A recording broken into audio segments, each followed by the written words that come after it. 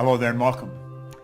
I'm Bob Proctor, and I want to share something with you that has changed my life more than probably any other one thing. But I want you to really think as you watch this video, okay? It's not very long, but it is very powerful. And there's something in here that is not taught in school. The first thing I'm going to talk about that's not taught in school is thinking. I have a paper here that says thinking is a skill which can be learned just as we learn skills such as typing and playing the piano. Very few public schools offer courses expressly to teaching thinking. Rather, we are expected to learn and teach thinking as a byproduct of learning mathematics, reading, science, history of trade, and so forth. And we do learn a lot about thinking in this way.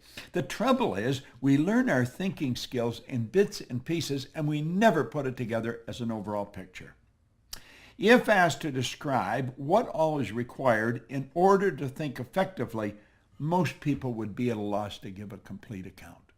Thus, we are unable to assess our own thinking skills or systematically teach the skill of thinking to others. Now, I want you to think about your life, and I want you to think about your income. I want you to think about money. Money's subject that is a subject that not a lot of people want to talk about. And when you do talk about it, a lot of people get defensive. They say, well, money's not everything. Well, that's sort of a ridiculous statement. Of course it's not everything. But money's important. It's very important in the area that it's used. It's as important as the food you eat, as the medical care that you subscribe to, as the car you drive, the home you live in, the vacations you take. See, money is something that has nothing to replace it in the area that it's been used. Now, money is merely an idea. We put stacks of stuff together. If we just look here, we put stacks of stuff together that we call money. Now, I am going to run some pictures up here on the screen to help communicate my idea. I'm going to communicate graphically as well as verbally. And money is an interesting subject. You get stacks of it there. How would you love to have stacks of money? I think everybody would. Some people do, but very, very few. So let's talk about money. Now think about it. I frequently ask a person if they come to work with me, what's the most you've ever earned in a year? I really don't care what the answer is, but I want to know what the answer is. Because when they tell me the answer, what they're doing is telling me where their mind is programmed with respect to money. See, our mind is programmed. You're working with a program, I'm working with a program. Now, most people are working with a program that someone else built. They are the production of somebody else's habitual way of thinking. I'm going to suggest that you can rewrite the program. You can rewrite the program. Now, before we get into the money too deep, back in 1970, Alvin Toffler wrote a book, Future Shock. And what he was doing was predicting what's going to happen in the future. And he looked ahead about 50 years. And he said, you know, the future is going to be a shock for most people. And he said, it's something that we should really think about. Now, in the book, he made predictions that everyone thought were absolutely crazy, but they weren't crazy. You see, these were predictions of what he said was going to happen over the next 50 years. Now, I was working with Earl Nightingale and Lloyd Conant in 1970 when this book came out, so the book was very popular in our company. And most of us thought, this guy's smoking something. This couldn't possibly happen. But stop and think of what's happening with your cell phone. I can type a message here, and I can send it anywhere in the world. And you'll see it simultaneously with me sending it. If you would have suggested that in 1970, people would have thought you were losing it. Well, he recently came out with something. He said, the illiterate of the 21st century are not going to be the people who cannot read and write. The illiterate of the 21st century are going to be the people who cannot learn, unlearn, and relearn. They're going to be the people who cannot learn, unlearn, and relearn. That's called changing your paradigm. And I want to share some information with you. If you've already got it, it's really good to hear it again. If you haven't got it, you're going to love it because it's about money, okay? And it's really about how to create all you want. You have to have multiple sources of income. You can go back to the ancient Babylonians, as far back in ancient history as you can go, and you're going to find that the wealthy people all had multiple sources of income. Now, I want you to think about these figures that you're looking at here. 3% of our population are earning 97% of all the money that's being earned. And everybody says that's unfair. Well, it's based on a law. That's really what it's based on. Our income is the harvest of our production. That's really what it is. But 3%. Now think of this for a moment. Some of those 3% are not very well educated insofar as we look at education. Some of them are functionally illiterate. They can neither read nor write. Now, some of them are absolutely brilliant. But you're going to find people that are absolutely brilliant that fall into the 97% category that have to split up 3% of the money that's earned. So why and how does this happen? Well, that's what I want to talk to you about. You see, you can become one of the 3%. Now, if somebody had told me that 55 years ago when I first got into the studying of this information, I would have thought they were dreaming. But my income went from $4,000 to $175,000 in a year. And it was based on the concept that I want to explain to you here. It's a very, very powerful idea. It really is. But what we have to understand is that the earning of money is something that doesn't happen by accident. You see, you can belong to this 3% group by creating multiple sources of income. Now, as I just said a minute ago, wealthy people historically have always had multiple sources of income. This isn't an accident. It's by design. You can design this. So I'm going to ask you to really pay attention here. And you probably want to watch this video a number of times. There is an absolute law governs compensation. We know that there's a law. If I let this go, you know it's going to fall. If I let this go, it's going to fall. It's not going to go up. It has to go down. It has to go down. That is an absolute law. It's called the law of gravity. That's a law of the world. Well, the law of compensation is a law. And it's very exact. I want you to really pay attention to it because this law clearly states that the amount of money you earn is in direct ratio, it's in exact ratio to the need for what you do, your ability to do it, and the difficulty there is in replacing you. So let's look at these 3 points one at a time. It's based on the need for what you do. You see, in my particular business, there's the opportunity to earn millions of dollars, and I have earned millions of dollars. Not because I'm smarter than the next guy, not because, there's an emotional or capricious God said, I think we'll let Bob have a turn. And it's not because I'm lucky. It's because I find myself in a field where there's a tremendous need for what I do. I help people become aware of what they're capable of doing. I help people understand how they're programmed and how to shift that paradigm. That's essentially what I do. And there's a phenomenal need for that. We have people coming into our business every day. We train people to do this. But there's a tremendous need. I've worked in Shanghai, in Kosovo, in Bucharest, in Buenos Aires, in Rio de Janeiro, in Melbourne, Australia, in Singapore, all over Europe, all over South America, North America. Everywhere I go, there's a need for what I do. When you find a tremendous need, and then you develop your ability to fill it, you've got to become very, very good at filling the need. Well, I fell in love with this business many years ago. Now, I was fortunate enough to work with a man who was the best at what he did. Earl Nightingale was a broadcaster. Lloyd Conant was a great executive. And I wanted Earl Nightingale to mentor me. What I didn't understand, when I came to work with them, I also got the benefit of Lloyd Conant. Two absolutely brilliant people. Now, I watched them. They were the best at what they did. And they started the industry that I'm a part of. Personal development, personal direction. That's really what it is. Well, you've got to make up your mind you're going to get really good at this. You're going to become very good at it. And when you do, then you're very difficult to replace. Now, there's no such thing as an indispensable person. In fact, there was a great poem written on that one time about the indispensable man. It says, take a bucket of water and put your hand in up to the wrist. When you pull it up, The whole that remains is just how much shall be missed. You can stir all you want as you enter, stir up the water galore, but stop and you're going to find in no time it's much the same as before. Well, what they were getting across is there's no such thing as an indispensable person, but some people are very difficult to replace. And if you make up your mind you're going to get really good at this, I guarantee you can earn a lot of money. So that's where income comes from. Find anyone who has really mastered what they're doing. They're going to earn an absolute fortune. See, this is the law of compensation. So this is what you want to study. What do you want to do? You just want to focus on your ability to improve. Become a master at whatever you're doing. You see? Now, this is the focus. The money is the reward. This is the cause. The money is the effect.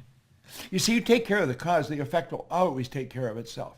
Now, let's look at it this way. We're going to talk about multiple sources of income, not just one, but many. Now, I stumbled on this way back in the 60s. And when I stumbled on it, I thought, wow, this is really something. So you got the whole world in front of you there. You'll notice on the map, we got the whole world there, and you're sitting right in the center. You're placing yourself. Now, you could place yourself anywhere in the map. Place yourself wherever you are. But I'm saying you're in the center of the world. The whole world's around you. Doesn't matter where you are. You're in the center of the world. It doesn't matter. You could be in Mozambique. You're in the center of the world. You could be in Rio de Janeiro. You're in the center of the world. There's as much on your right as there is on your left. There's as much behind as there is in front. So then start where you are and you set up a source of income. Now, MSI is an acronym for multiple sources of income. MSI. Now, where you are is what you're earning right now. That's your present income. The MSI is an additional income. It's not another job. It's not a better job. It's not even a job. It's a source of income. See, money is reward received for service rendered. When I was sleeping last night, I was rendering service based on stuff that I did some time ago. Think of it this way. Think of some kind of a rock star. Think of Elvis Presley. His estate is still earning money from records of his that are being played on the radio. That's right. He made recordings, and those recordings are being played on the radio, and every time they're played, money goes into his estate. That's called a passive income. That's called a source of income. Well, you can start sources of income. You can start them all over the world. You may say, well, how? Well, you don't have to know how. You just have to make a decision that you're going to do it. The how will come. Don't let the how trip you, okay? And once you get one going, then you get another one. And it may be in a related field right near where you are. See, I believe you can set up sources of income that are very closely attached to what you're already doing. And then you may go to the other side of the world and set one up. Now, as you get good at this, they're going to start popping up all over the place. You may say, well, I don't know how to do this. Well, of course you don't. Not to start with. I didn't know how to do it when I started. I didn't even know how to read very well when I started. I hadn't gone to school. I had 2 months high school. I had no business experience. But you know, I built a business all over the world. How did I start? I'll tell you exactly how I started. I borrowed $1,000. I bought a used forming machine and some buckets and mops. I started in the cleaning business. And I started by cleaning one office, washing the floor twice a month, $15 a time. Then I got another office at $65 a month. Now I'm up to $95. I was only earning $400 a month to start with. Do you know, one day I passed out on the street. I thought the answer was work harder, get another office to clean. But it didn't work that way. And I woke up and there's a big cop looking at me and there's people standing all around me and I see a stretcher and lights flashing. And it was a scary situation. I guess I'd passed out. I was exhausted. I thought the answer was work harder. That is not the answer. Hard work is never the answer. The people you know that work the hardest are probably the ones that are in the least. Now think. Really think. I got off by myself. I didn't let them take me to the hospital. I got up and I started to think. And I realized it was like something inside of me said, Bob, you're doing something wrong. And then another little voice said, if you can't clean all of them, don't clean any of them. Do you know, over the next 5 years, I was cleaning offices in Toronto, Montreal, Boston, Cleveland, Atlanta, London, England. and the income was just rolling in from all over the place. Now, I'm not telling you to go clean offices. I'm telling you that I stumbled on something. It took me 10 years to find out what I was doing different. I had set up multiple sources of income. Now, I wanted to know how I changed. Why did I change? My income went over $1 million, and I didn't really know what I was doing different. I started to study. It took me 10 years, and I realized I didn't have one source of income. I had many sources of income.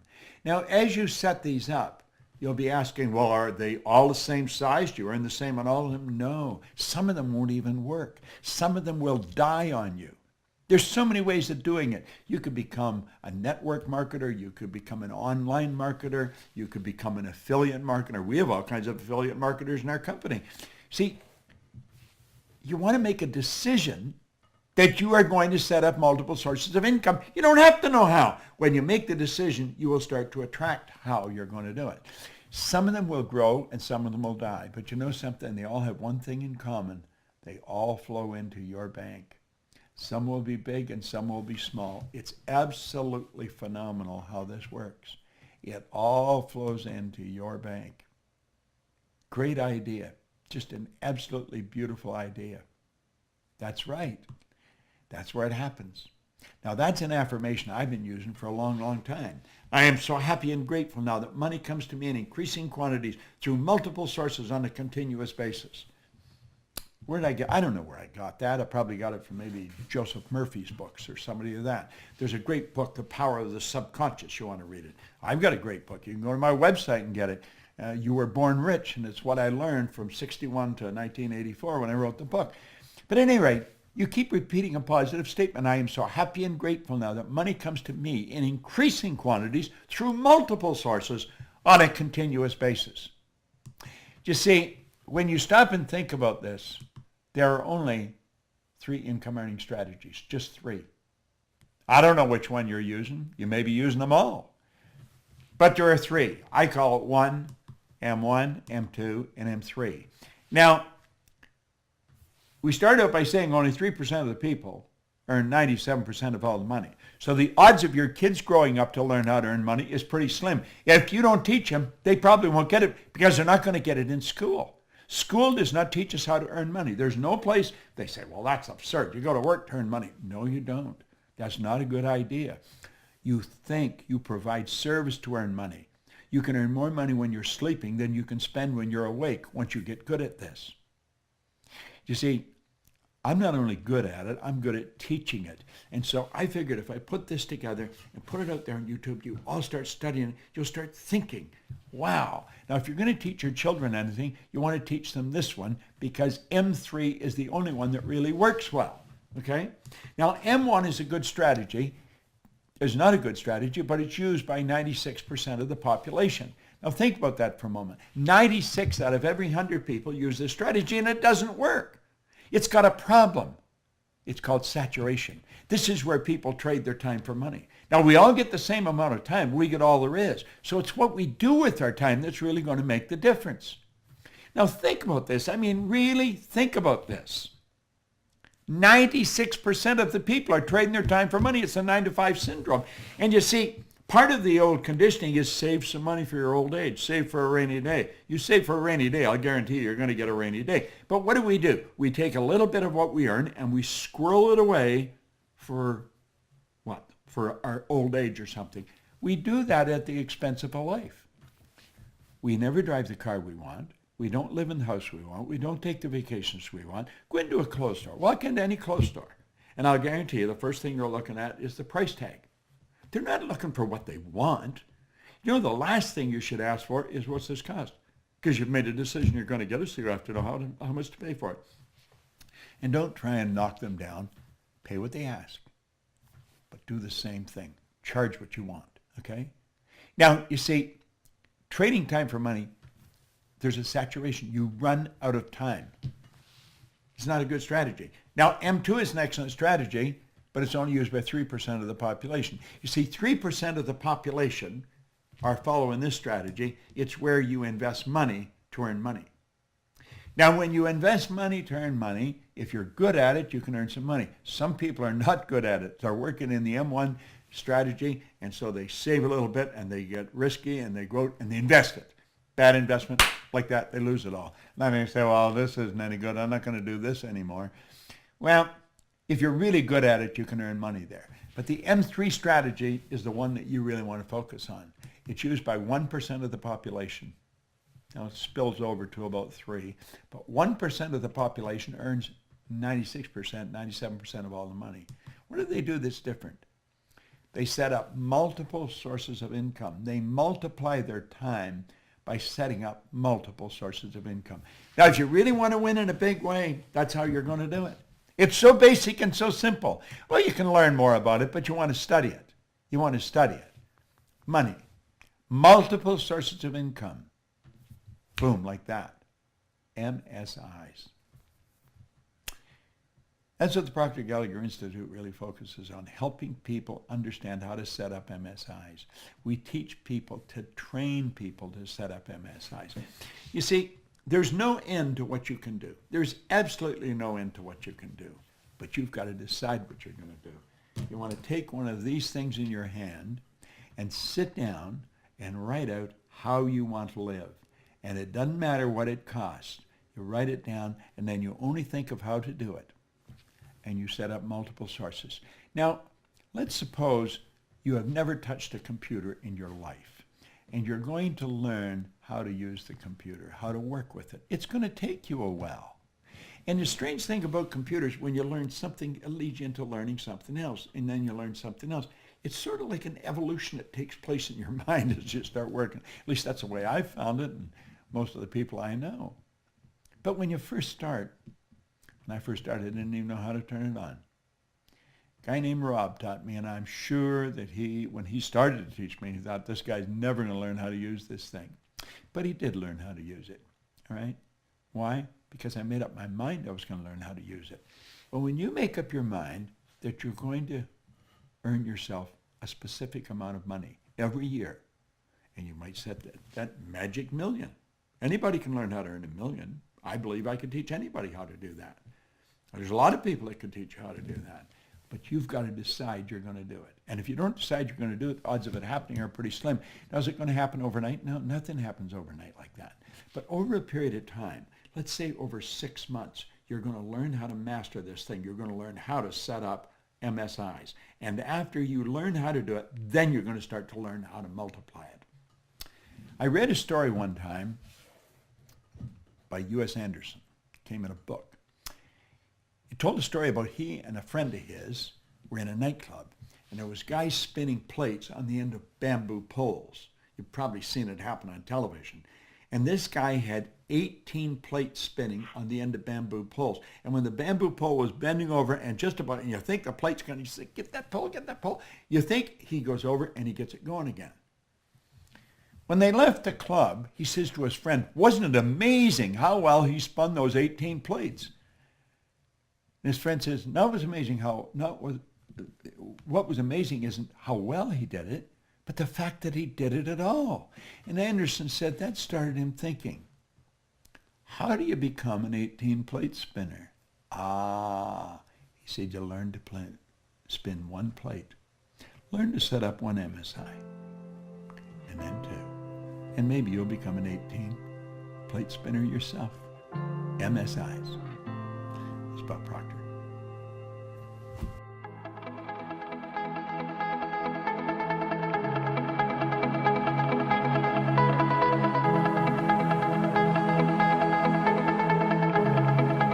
Check us out at ProctorGallagherInstitute.com for tips, tools, and resources.